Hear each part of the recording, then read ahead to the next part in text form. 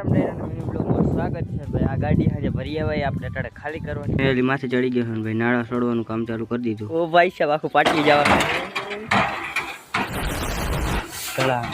એટલો દબોદબ ભરી લઈ આવ્યા હતા આખી ગાડી। અને પછી આપણો વારો લીધો ભાઈ ગંજી ખડકવામાં। મોઢું થઈ ગયું એકદમ ખેબડી જેવું।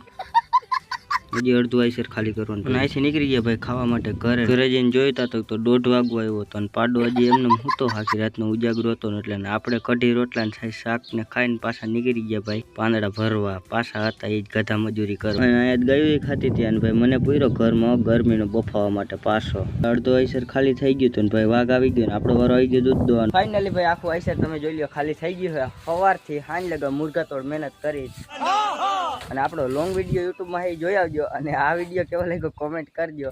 જોઈ લ્યો ભાઈ હવે આટલા જ રહ્યા છે। આખો દી આમાં વહી ગયો। હવે આપણે નાવા જવાનું થાય કેમ કે હવે છે ને કીડીયું ચડે। આપણે મળીએ બીજા વ્લોગમાં।